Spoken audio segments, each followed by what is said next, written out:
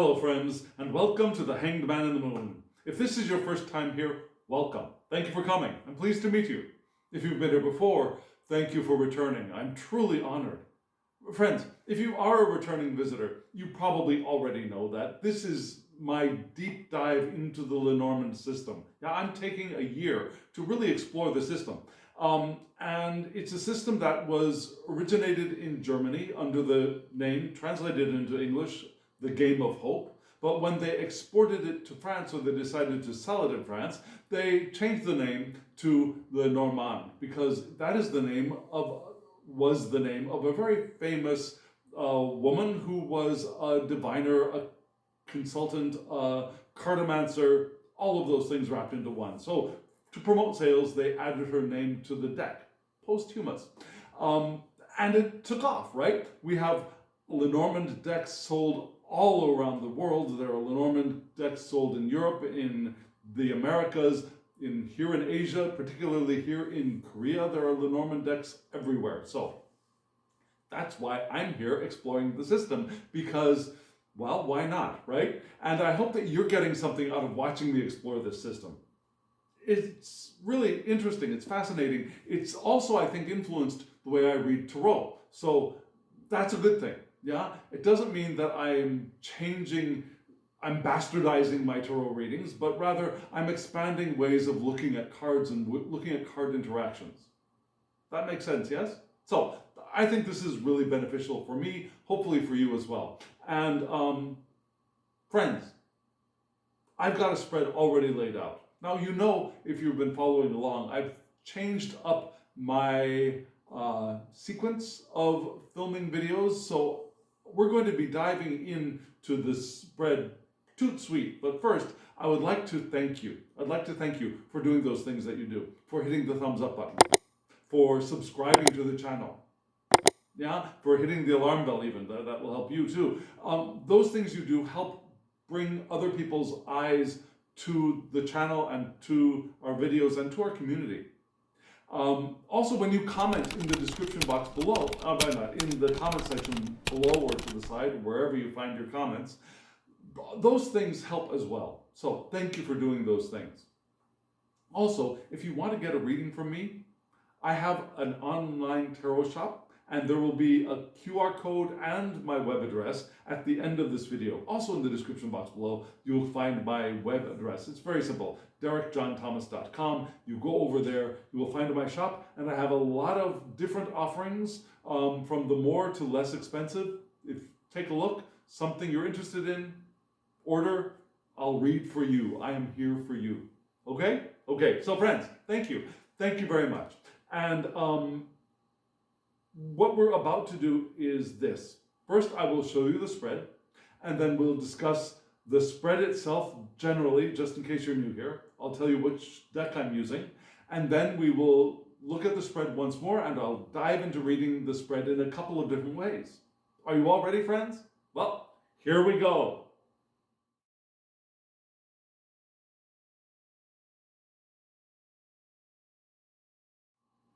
Friends, this is the last time that we're going to be seeing this deck on this channel for a while. Yeah, the Lunar New Year is about to arrive, and so I'm going to be changing up my decks for the new lunar cycle. Not for the whole Lunar New Year, but for the new lunar cycle. By the way, if you do follow the Lunar New Year, Happy New Year to you in Korean. 새해 복 많이 받으세요. Gung Fat Choi. I know my pronunciation is poor in Chinese, but that's my attempt. But for us here in Korea, 새해 복 많이 받으세요. Yes? So, this is a pre-New Year spread, and it's really interesting, right? The deck that I used is the Burning Serpent Oracle. Yeah, I'll have a link in the description box below. It is out of print. But it's out of print in a very interesting way, if you ask me. Yeah, if you follow the link in the description box below, or you copy and paste the web address from the description box below, you will head over to Robert M. Place's shop. So this deck was created by Robert M. Place, and the wonderful, magnificent, dearly departed Rachel, I almost said Rachel Maddow, Rachel M. Pollock. Rachel Maddow is still alive. Rachel Pollock has passed very recently, and we sorely miss her. We miss her physical presence. I think her spirit infuses all of us who have followed her and given her our interest and our love. So, yes, this deck was created by two of them, but the link is to Robert M. Place's web address. And if you go there, you will see in fairly large letters that the deck is out of print. But right below that is a web address, an email address, which seems a little odd. So I suggest if you go over there, maybe send an email to Robert M. Place saying, oh, please, please, please, please, please find a way to reprint this deck. Maybe, God willing, maybe this deck can be reprinted, because I think it deserves to be reprinted somehow, in one way or another. It's a wonderful deck. It is large. Frankly, I would not use this deck for a grand tableau because the cards are just too big for me. Yeah, laying out all 36 of them on a table. I don't have a table that I could use that I could also photograph, and it's just too big for me. So I like to use this for smaller spreads. Yeah, a 9 card, the spread you just saw, perhaps a 3 card, smaller spreads, perfect. Big old spreads, the grand tableau would be really challenging for me. But again, it's a lovely deck. And the link is in the description box below. Now, what you just saw was what I and other people call an airstrip spread. Yeah, like an airstrip at an airport where the planes come down and land and they go to the gates, right? Or they take off. So this spread functions in a specific way. It is a way for us to find out how we get from point A to point B. Point A, I should say, being over here, is where you depart. Point B is where we arrive. There are a couple of ways to use this spread. You can look through the deck and choose significator cards for point A and point B. For example, if you want to get from, you want to get from a place of confusion with the clouds to a place of clarity with the sun, you could lay out those 2 cards, clouds here, sun here, and then shuffle the deck and pull out cards numbers 2 through 6 to find out how you get from point A to point B. I did not do that. I let the deck show me where we're beginning and where we're ending. Yes? So the deck helped me choose all of the cards, right? So we're going to read this spread from point A to point B. Now you saw that point A was a really happy looking card, right? Maybe you saw that. Point B was not such a happy looking card. So I have a little bit of trepidation with this spread, to tell you the truth, but we're going to read it together. And maybe in reading it together, the path will lead us in a more hopeful, a more enlightening and enlightened path. Let's see. So friends, I'll show you the spread once more, and then we will start reading it together. Here's the spread.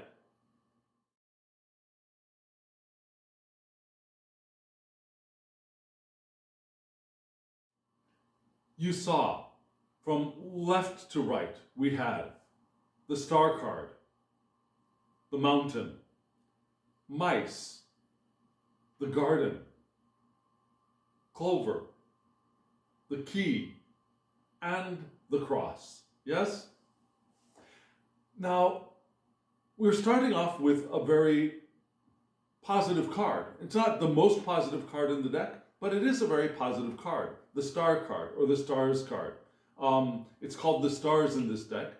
I learned it as the star, but some decks change it into the plural, not a problem. It's a positive card, right? The last card was the cross. One of the most negative cards in the deck, yes? So we're going from a positive thing to a negative thing, but as you know, I like to get a sense of the general energetic atmosphere of the spread by looking at positivity and negativity of all of the cards and doing some calculation, right? So we start off with the cards being positive.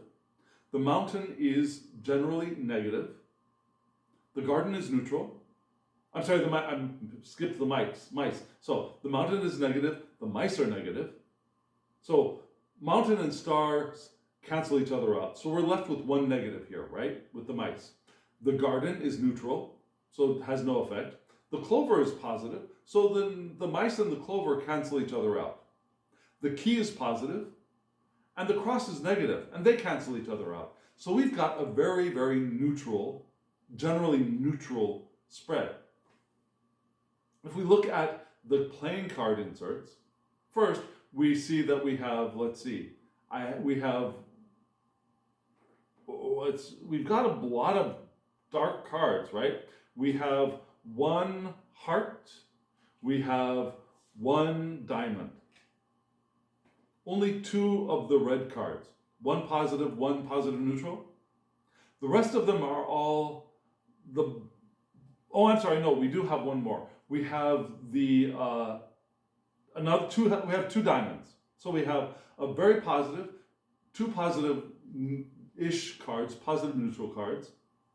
And for the black cards, we have,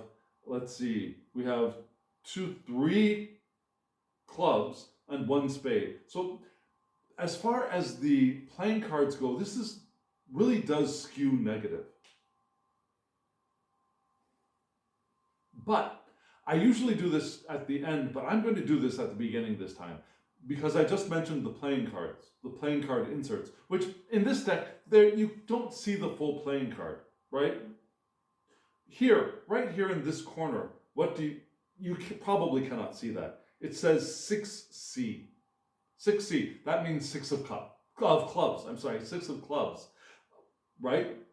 So they have the numbers and the letters to tell you which playing card is associated with that card, but it's a little difficult to read in some instances, yeah?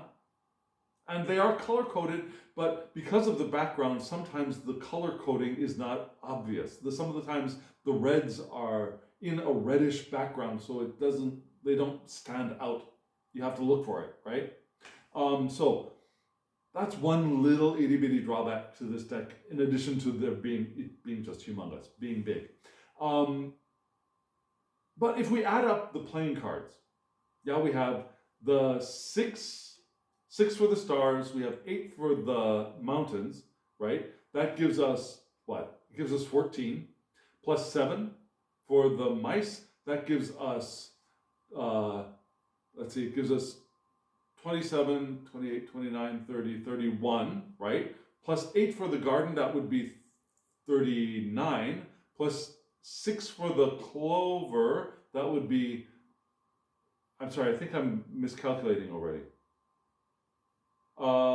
Okay, so I did calculate this. I don't want to go through the calculations again. Sorry, I'm a little bit challenged today in my calculations. So I calculated the cards and they come up to 49. Okay, 49. So 49 reduces to 13, right? 13, which is the child card. So the card that gives us the theme for this spread is the child. And what is the child? The child is a card of new beginnings. There's a smallness to a child, right? But developing, growing. There's a smallness that grows. It could be childish or naive. Maybe there's an innocence there. New possibilities are possible. New possibilities are possible. Kindness and playfulness are potential as well. So the overall spread, even though it's really neutral, it skews a little bit to the dark side, I guess. But in this spread, there is a possibility for, I think, new beginnings, new possibilities from the darkness. Something might be developing. And maybe we're called to maintain our innocence and our naivete in this time of maybe, it's not confusion. It's not really darkness. In this time of shadow, let's say, in this time of shadow where we're not exactly sure, we're not exactly happy or sad, right? We're in that middle place. And it's not certain, but we might want to retain our innocence and our naivete to traverse this time. Does that make sense? Okay, so that all being said, we're starting off with the star card. What is a star? It's a thing in the sky. Yes, I know. But what is what does it represent for us humans, especially in the context of the society where this deck was created? The society was 18th century German French, right? It spans those two borders. And there are different traditions with the German and the French schools of reading Lenormand, but we're trying to synthesize them, I think, in this deep dive that I'm doing. So the stars, what are the stars? Again, they're things that guide us, right? In a pre-airplane, pre-train in some sense. There were trains, but most people did not take the train. They got around on horses with carriages and sometimes ships to get from one place to another. Yeah? Stars are used to help us guide. They use the stars to guide them through the night in the on land as well, right? Now, following a North Star, we guide ourselves by the stars. The stars are also representations of astrology. They're representations of mythological beings, right? We gave the Greek gods names to the stars. Well, at least we thought they were stars. Then we realized they were planets, perhaps. But we gave the names of like Jupiter and Venus and Mars. We gave constellations names like Cassiopeia and Andromeda and Orion from mythology. Right? So there's that mythological, somewhat divine quality to the stars as well. Some people see the stars as angelic beings. Yeah? Stars are also small lights that remind us that there is not pure darkness in the world, even when the sun goes down. So even when the sun goes down, even when the moon seems dark, there are still the stars, right? That give us hope. We wish on stars. They're meteorites, but we call them falling stars. We wish on them. We use stars as medals and signs of achievement. Yeah, a gold star on a test paper, a star of a medal given to someone who has done magnificent things that we thought, perhaps in war or perhaps in other endeavors. So stars are wonderful things. They are, in this deck, symbols of good fortune, our dreams coming true, perhaps. Also destiny. They could be our guidance. They could be our North Star, our own personal morality and the direction we want to be moving in. They can be a way to prophesy. According to the creators of this deck, the stars are also the card for spirituality and psychic energy. They're the card for, again, medals and awards.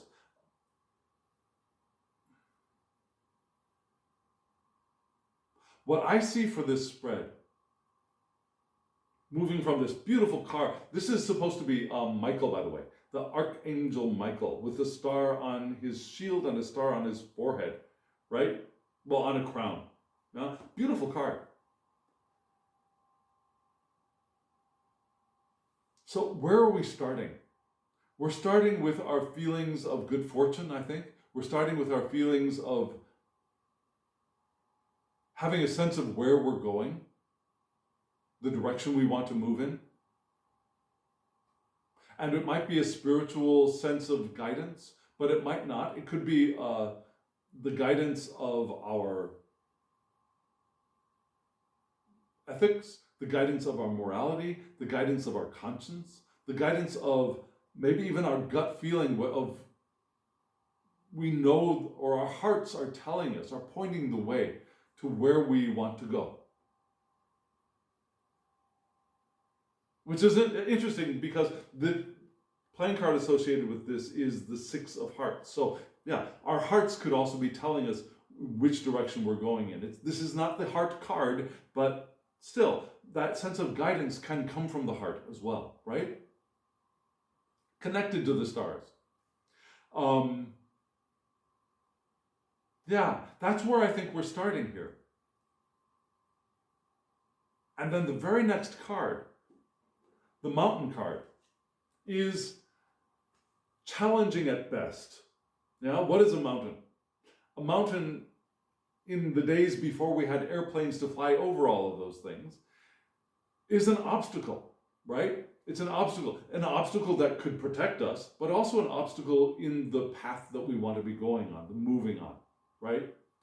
You're trying to get from, for example, from in the United States, from St. Louis to San Francisco, in the days before there was a train. Yeah? Think gold rush times. You want to get from St. Louis to California, maybe San Francisco, maybe the Sonoma, where gold was found. And so you get out your wagon, and you hitch your horses, and you fill up your supplies, and you start moving west, and then there's this huge range of mountains in front of your face. Yeah? They're obstacles that you have to get. You can get through them, you can get around them, you can get over them, but they are obstacles. Even the highest mountain in the world, there's a way around it. It'll take time, but there's a way around it. You don't have to always go over it, right? There are passes. So, the mountain card is the card of heights. And we'll get to why that is in a moment, but also obstacles. Sometimes also enemies. The card here, we think of an obstacle, something that blocks or challenges us. It's not insurmountable. It's not a no card. It's not your path is completely blocked. There's no way forward, but it is a challenge, right? For some people, it's an enemy. I don't see enemies here, really. I don't see enemies, but I do see a challenging obstacle. Now, for Robert M. Place and Rachel Pollack, this is also the card of spiritual heights. Think the Olympians from Greek mythology. Think Moses going up the mountain, Mount Sinai, to connect with God and get the Ten Commandments and to see the burning bush. Yeah, we go up to contact the divine. Story. Many years ago. Maybe my second year here in Korea. I was a strapping young lad, and I went on a trip with one of my colleagues to a mountain range in northeast southern Korea. And it was winter, and there was a gondola, not a gondola, a gondola that took people up the mountain most of the way, not all of the way, about 3/4 of the way. So we went up on this gondola. He was much older than I was. And he got there and he looked up and he said, "No, I'm not doing that." But he was okay with me going on alone, so I went on alone. And I hiked up the mountain. There are steps, there are stairs. I mean, it's not like really hiking. It's there for tourists. But still, it's a little bit challenging for somebody who's older. So I went up the stairs and I climbed up the paths, and it was not that difficult. But then, to get to the very peak was all rocks. Largish rocks, but still rocks, not hard packed dirt. And those rocks felt like they shifted just a little bit with my weight. So I climbed up these rocks, not very high, but still they were higher than me, to be able to get to the top so I could see over the mountain. And I felt unstable, I felt unsure, I felt like I was going to slip. I'm not a mountain climber. Have you guessed? I'm not a mountain climber. And I just was wearing my normal, regular, like, athletic shoes, not rock climbing shoes. I don't own them. And so I went up to the top and I was scared and I was nervous. And it was a cloudy day. I was scared and I was nervous, but I got up there. I got over that little peak so I could get over to the other side of the peak, and I was able to see the other mountains in the distance and the sky. And at that moment, after I sat down, at that moment, the skies parted and the sun shone through. And have you ever seen the sun shine through the clouds and you see the rays of light? I've never seen that very often, but it happened that day. And I felt this sense of connection with the divine. At that moment, I felt a connection with all that is in that moment. And so I can understand why Rachel Pollack and Robert M. Place give that idea of spiritual heights to the mountain as well, because I've experienced something like that. I don't know if you've experienced it, but it is profound, and it has stayed with me all of these years. So there is that.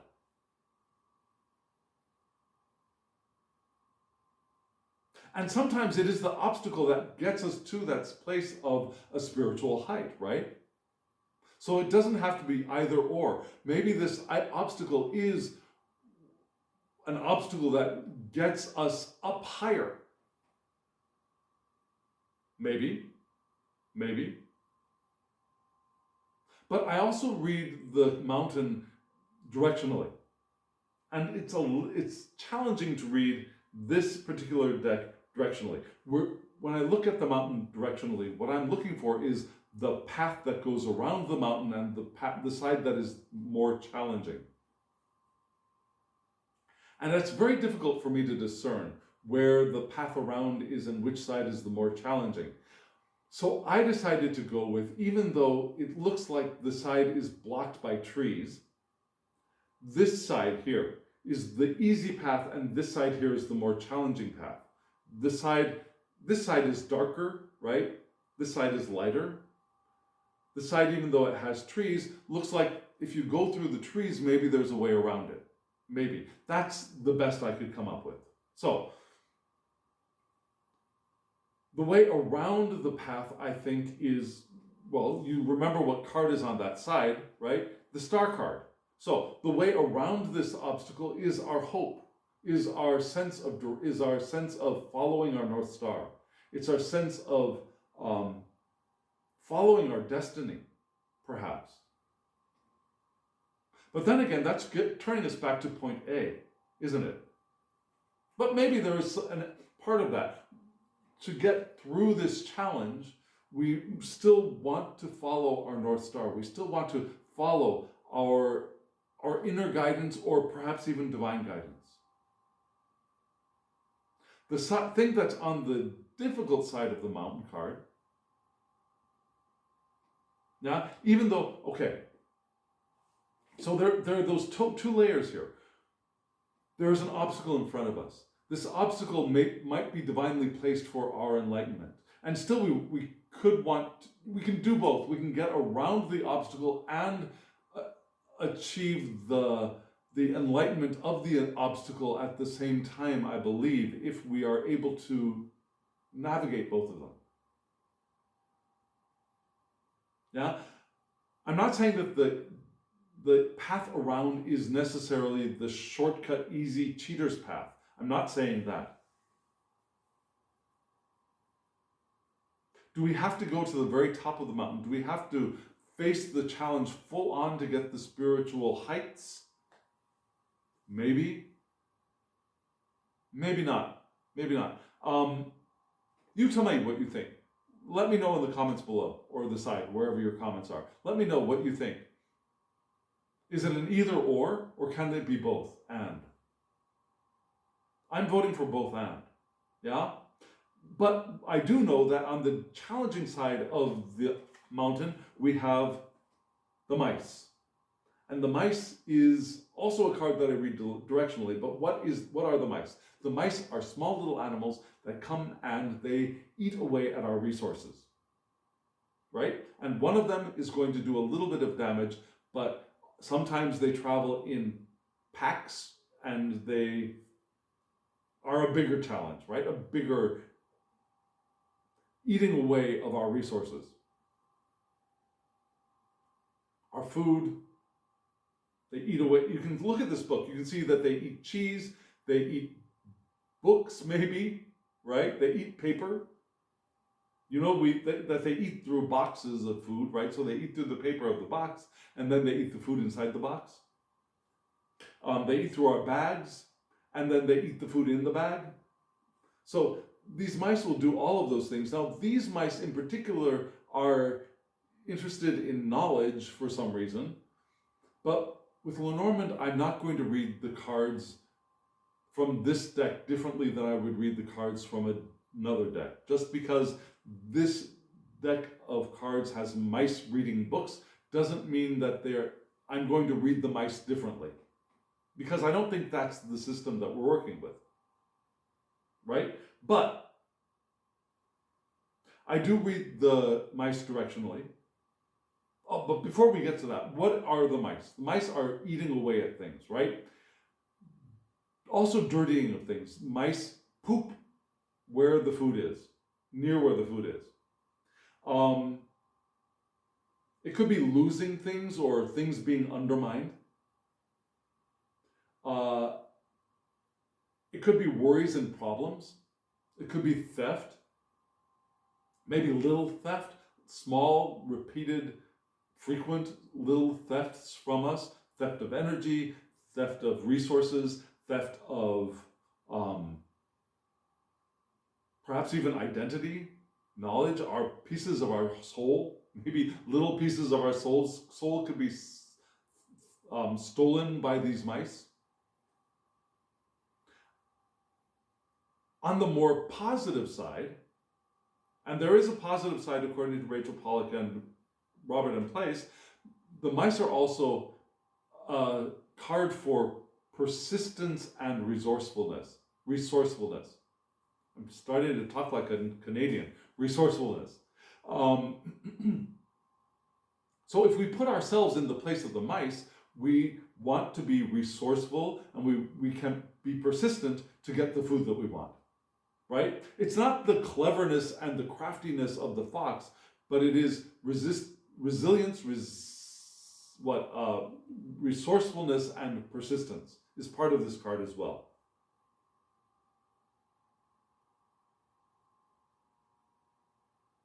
So, the mice dirty the part where the butt is, and the mice card eats away at the part where the mouth is, if that makes sense. So these mice are all facing in different directions. So I have to choose one of the mice to get the directions. And the mouse I chose for this deck is this mouse down here at the bottom with the book. So the mouth is pointing to the right and the butt is pointing toward the left. So the mice card is dirtying the mountain card, and it's eating away at the next card, the card beside it, right? So what's being dirty? Our path around, perhaps our path around the mountain is being dirty. Perhaps the dirtying of the obstacle of the mountain means that the obstacle is getting bigger. So what I'm seeing here is that the mountain is not necessarily maybe that spiritual heights when we are reading these cards in a line, right? From point A to point B in a line. In a line, I think because of this card here, what we're getting is the stars. We have our hope, we have our guide, we think we know where we want to go, but there's an obstacle that is difficult. And our guidance and our hope can help us get around the obstacle with the star, but that obstacle is getting bigger by the mice. It grows by being dirtied and sullied by the mice. So there's something, maybe our worries, maybe our problems, little problems in our lives are making that obstacle larger. Yeah? Does that make sense? And then we got this next card, the garden. The garden is a beautiful card. You see the garden here. What do we have? We've got a very private garden. The original Lenormand has a very public garden with a large fountain. It's a place for many people to gather and socialize. This garden here is a more private residential garden. At least that's what it looks like to me. But we've got a lot of abundance here. We've got fruit, right? We've got flowers, we've got grasses, we've got a bird flying, we've got a white picket fence. It's an idealized residential suburban garden, I think. A little bit overgrown maybe, but why not? It's beautiful. It's a place for us to be outside and enjoy the outside. It's a place for us to enjoy nature, but it's also a place for us to gather. And even in the residential setting, we can think of perhaps even like in the American context, a place where we would gather in the summer to have like a 4th of July, an Independence Day party. Maybe in the summer and spring months, perhaps even early autumn, we could gather in the garden for tea parties or for barbecues or for birthday parties, right? We can gather in these spaces as well. So the garden is a card for social community, for many people gathering together in public, networking even. It could be social climbing. The garden was a more formal, more social gathering kind of event where we go to meet the people we think we should meet, right? To climb socially. So there's that idea in the garden card as well. It could be working with other people. It could be letting other people help us. I tend not to put working with other people with the garden personally, but I can see how that's possible. With the clover card, according to Rachel Pollack and Robert M. Place, we might have the possibility of a new and welcoming group of people. And we've got the clover card right next to it, right? So maybe this new thing is we find our way out with our networking with other people, with maybe letting other people help us, with cultivating social relationships that are beautiful and friendly, like a garden might be, and like the kind of people we would invite into our garden. We wouldn't invite strangers into our gardens very often for a party. We invite our friends and family. So cultivating those social networks with friends and family and beautiful people and beautiful relationships is part of this. So maybe that will help us move out, but still, this is being eaten away at by our worries and our problems. Yeah, the beauty of the garden is being nibbled away at by our problems and our mice worries. Does that make sense? So even though it's the next step, it's still being eaten away. So it's like a little bit like there's some quicksand there that might slip away from us if we don't keep moving forward. And when we move forward, we move into what? We move into a very positive card with the clover. Clovers, they're small, they're green, they are what? You don't see them growing individually, usually. You see them growing in multitudes, right? They are legion. And you cut them down and they grow right back. Yeah? So there's a little bit of tenacity there. They're small. They're a little bit delicate, but they grow back. And we think of the shamrock, the luck of the Irish, with the clover. So we have that. We don't have the 4-leaf clover here. We've got 3-leaf clovers, but still, I think of the clover as a plant of good luck and good fortune. Yeah, so we have all of that tied up here. We have small luck, we have happiness, We have hope, optimism. It can reduce the negative quality of other cards. So we have the potential for some small bits of luck and synchronicity, and our happiness and our optimism can help to shore up that networking and social gathering and community of the garden, which is also being eaten away a little bit on the other side with our problems. So if we can allow our optimism and our feeling of that we are blessed and that the odds are in our favor with this clover card, that we're starting to solve the problem that we had with the mice. That makes sense, yes? So, we encountered this problem, and we start to get worried with the mice. Our worries, our problems, we think our little bits of ourselves get stolen away, and we might be ripping out little parts of ourselves and tossing them away with our worries. And we move into the garden where we have some social interactions that could help us, but still our worries are gnawing away at that. And yet, if we can move into our hope and our optimism, those worries will naturally dissolve, or at least move into the background, right? With this card.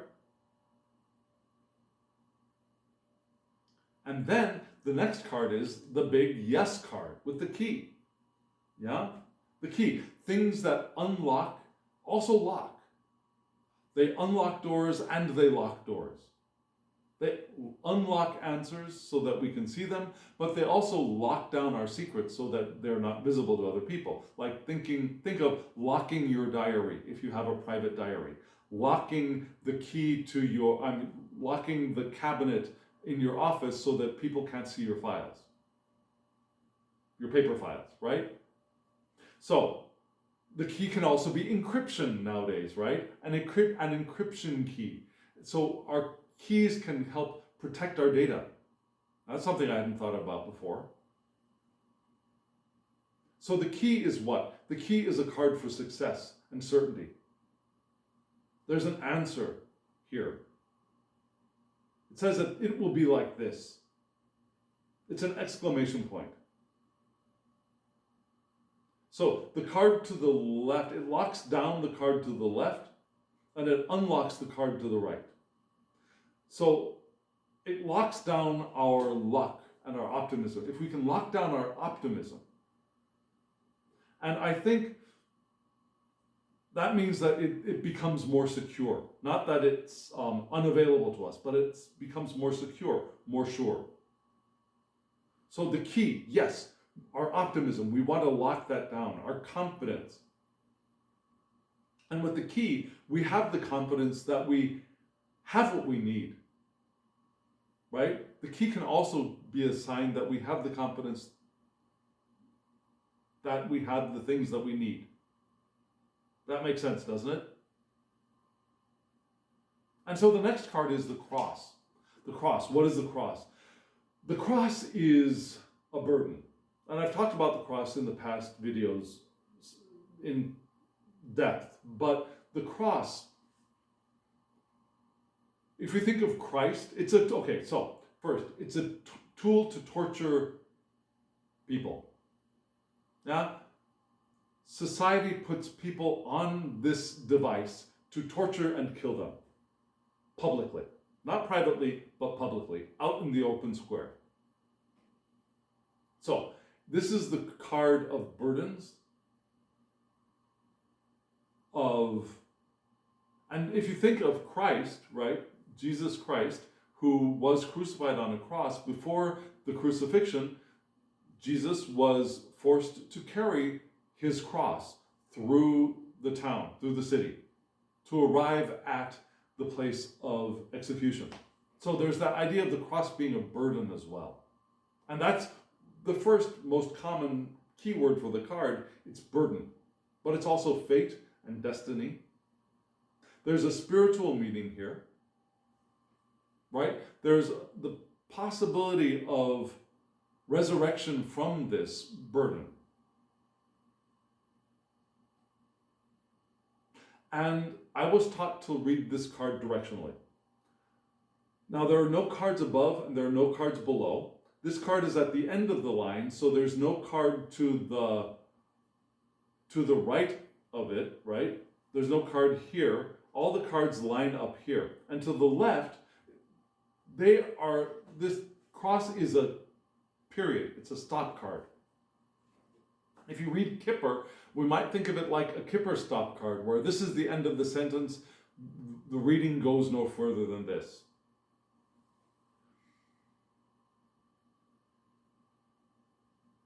So with this coming after the key card, it unlocks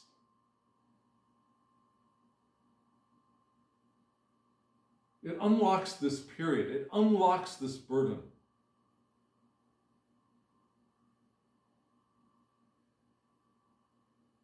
So maybe we're arriving at a burden unlocked. What would that mean to you? What does that mean to you? A burden unlocked. Does it feel like a release from a burden? Does it make it feel like we were carrying around, okay, think of it like this. Maybe the burden was like an iron safe box, right? With a dial or a key in front. Something that keeps something else inside protected, but it's heavy and it's difficult to open, and if we have to move it, it is a burden, right? Think of it like that, maybe, where we use the key to open that up and we can get what's inside out. So the burden is unlocked, and what is inside? Maybe what's inside is the child. Maybe what's inside is the new thing.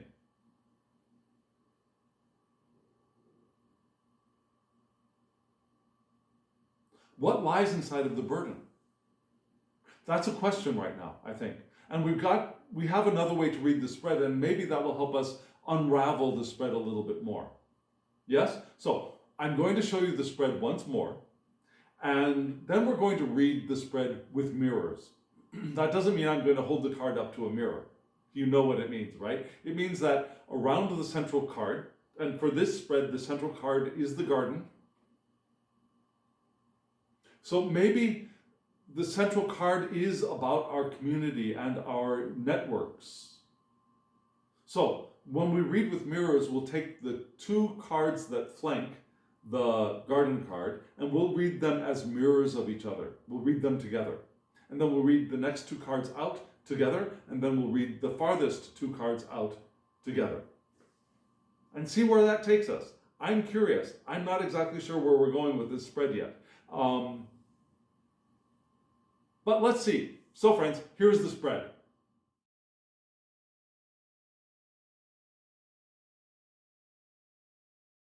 Friends, are you ready to look at the mirrors? So, again, the garden card is the center, right? And the two cards flanking the garden card were the clover and the mice. Now, when I read mirrors, I don't read the cards in exactly the same way as I did when we read the cards from point A to point B, right? That's one way of reading the cards, and so the meaning will follow that progression. Now, looking at these two cards together, the meanings could very well change, right? Because now we have the mice facing the clover. So remember when I said that the mice can be persistence and resoluteness? Because the clover card can reduce the negativity of the mice card, maybe we're moving away from that worries and problems. So we have the potential, and I think potential might be in the title of this video, the potential to, with persistence and resoluteness, we have the potential to move in the direction we want to be moving in. Right? We have some potential luck here. We have some potential good fortune here with persistence and resourcefulness, right? That makes sense, I think. So we're starting off with our garden card, which is community, our beautiful relationships with friends and family, and maybe some new people, maybe a new community, and with persistence and resourcefulness. Resourcefulness is a hard word for me today. With persistence and resourcefulness, we might find a way through whatever difficulties we're facing right now. And then the next two cards which flank are the mountain and the key, right? The mountain and the key mirror each other. So what does that mean? Maybe it does mean that our success will come from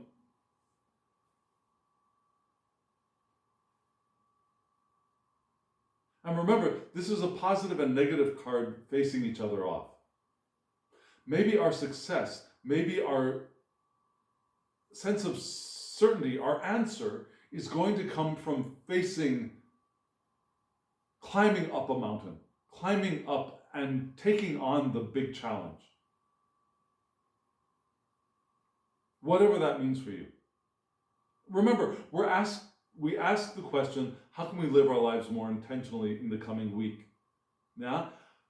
So maybe we are going to be called to take a big challenge to find our sense of success and certainty and our yes, our big yes. Yes?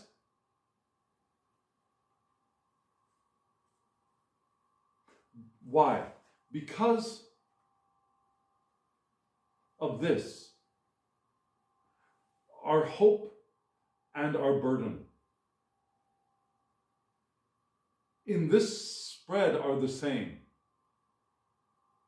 Our hope comes from our burden. And maybe our burden is our hope. Maybe maintaining our hope is our burden.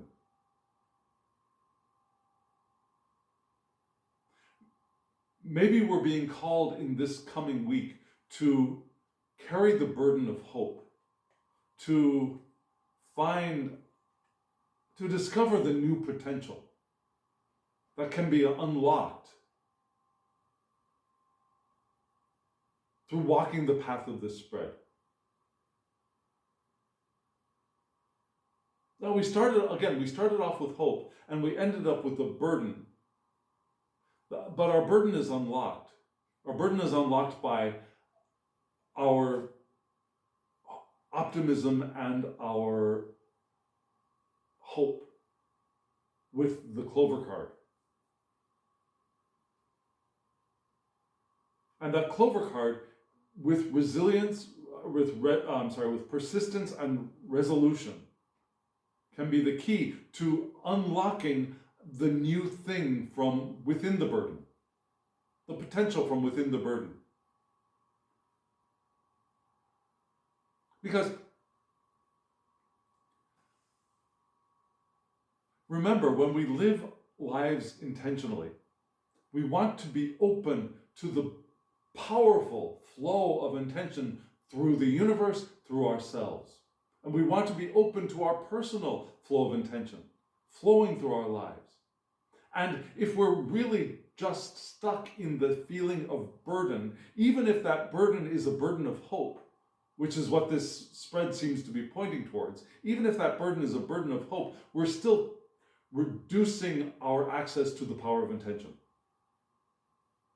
And so this spread seems to be pointing us in the direction of discovering a way of unlocking that burden, to find something new, a new potential from within that burden. And maybe we've been carrying that burden because we know that somewhere inside of that burden is something precious and perhaps even joyful or very valuable for us. Perhaps it's something new that is going to grow for us. However, we also know that if we feel the sense of being burdened, we are losing our power. Right? It's a catch-22. The more loss of power you feel, the more you lose your power. And the more you lose your power, the more loss of power you feel. This spread is asking us to find a way out of that with our hope. And with other people. And maybe those other people are going to help us to discover or rediscover or reclarify our sense of optimism, our feelings of success. We're all successful. Are you alive right now? I hope so. If you are alive right now, you are successful. I'm not saying that death is a sign of failure. I am not saying that at all. Yeah, there are times when, there will be a time when it will be correct for us to choose to leave this physical body. These physical bodies, right? You're all not going to leave my body. We're all going to leave our own individual physical bodies, and that is good and right and proper, and it's not a failure. However, if you are still in your body right now and you are here listening to this and watching this, you are still successful in some aspects of your life. Does that make sense? You are successful. And discovering that success, even it doesn't matter how shy you are or how much of an introvert you feel like you are or how much you feel like you are a failure, you are still successful. And this spread is calling us to find that success within whatever burden we are carrying. To unlock that burden, to discover the new within. Does that make sense? I hope it makes sense. I think that is what this spread is saying. I hope you think that this is what this spread is saying. If you think so, let me know in the comments below. If you do not think so, if you think this spread could be read in a very different way, I'd love to hear from you. Let me know in the comments below. I would love to hear your interpretation of this spread. Or ask questions. Did something that I say not make sense? Did many of the things that I said not make sense? Let me know. I can maybe help. And remember, in just a moment, there will be a QR code and a web address for my online tarot shop. Go on over and check those things out. I have many things I can do. I can give you a short spread, I can give you a long spread for you, spread for your family member or a friend. You can give a reading to a friend. Many possibilities. Okay, friends? Thank you. Thank you very much. And now, as always, I wish you love, joy, well-being, and pure awareness. Thank you.